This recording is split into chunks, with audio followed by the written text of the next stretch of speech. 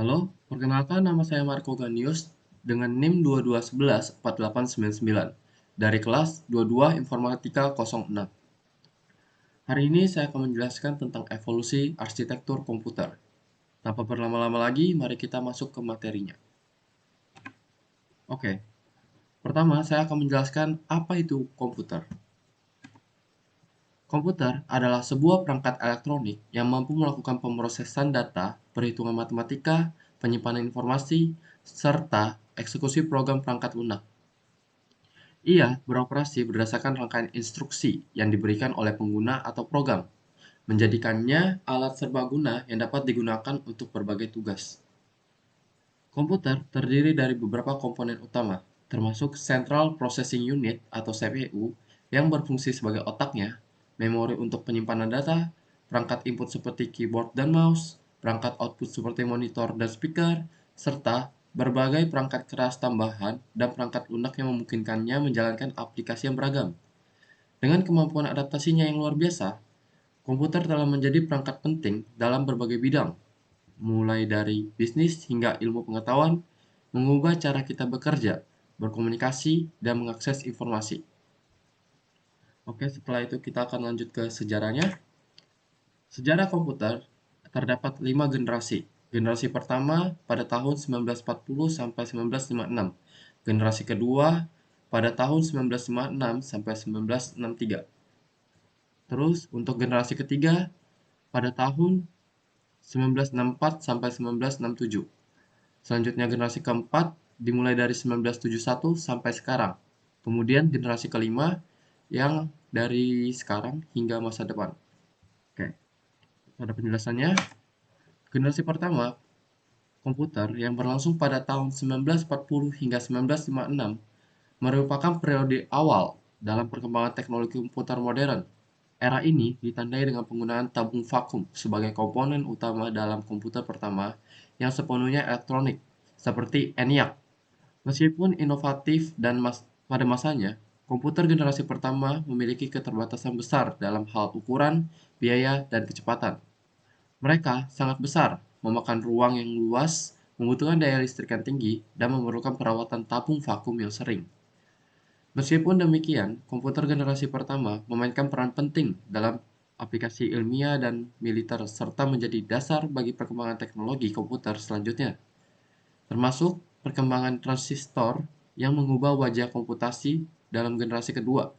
Era ini adalah tonggak awal yang penting dalam sejarah komputer yang membawa kita menuju era komputasi modern.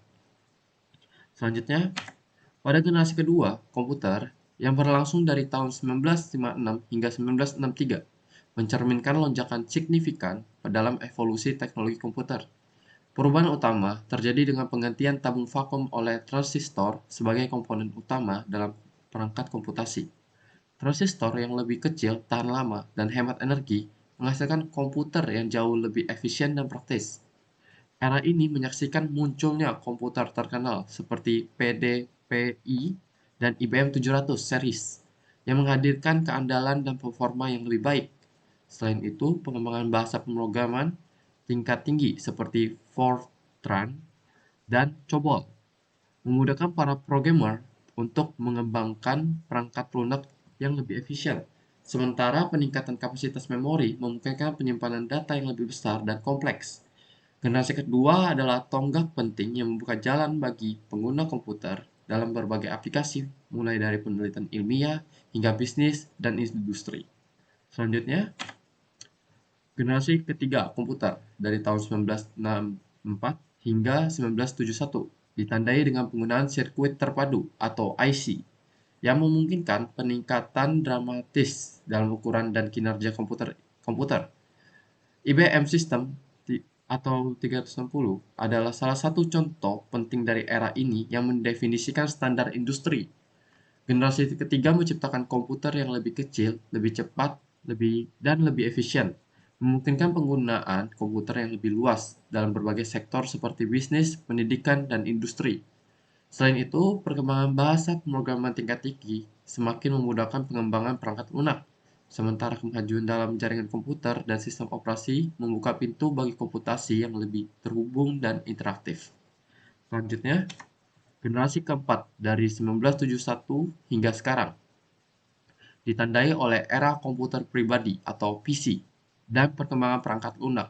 Kemunculan mikroprosesor memungkinkan komputer pribadi seperti IBM PC dan Apple II yang merambah ke rumah dan bisnis. Sistem operasi seperti Microsoft Windows dan macOS bersama dengan perangkat lunak produktivitas mengubah cara kita berinteraksi dengan komputer. Selain itu, internet, World Wide Web, dan perangkat seluler mengubah cara kita berkomunikasi dan berinteraksi dengan dunia. Era generasi keempat terus berkembang dengan teknologi yang semakin canggih seperti kecerdasan buatan dan komputasi awan. Oke, selanjutnya untuk generasi kelima dari sekarang hingga masa depan. Generasi kelima komputer saat ini hingga masa depan menandai penggunaan yang semakin mendalam dari kecerdasan buatan atau AI dan konektivitas yang lebih luas melalui Internet of Things atau IoT. AI memungkinkan komputer untuk belajar, berkomunikasi dalam bahasa manusia, dan mengambil keputusan. Sementara IoT menghubungkan perangkat untuk berkomunikasi dan berbagi data secara otomatis. Perkembangan ini membuka pintu bagi perangkat yang lebih cerdas, terhubung, dan adaptif dalam berbagai aspek kehidupan sehari-hari dan industri.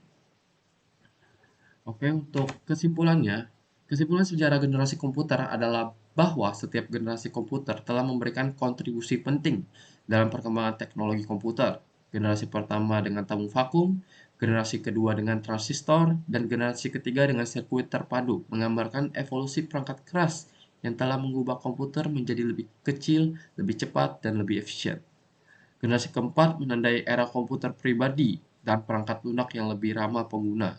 Saat ini generasi kelima mengeksplorasi AI dan IoT, menghadirkan komputer yang semakin cerdas dan terhubung dengan dunia yang semakin terinterkoneksi. Dalam setiap generasi, komputer telah mengubah cara kita hidup, bekerja, dan berinteraksi dengan dunia. Dan evolusi ini terus berlanjut menuju masa depan dengan penuh potensi. Oke, sekian dari saya. Mohon maaf jika ada kesalahan. Terima kasih.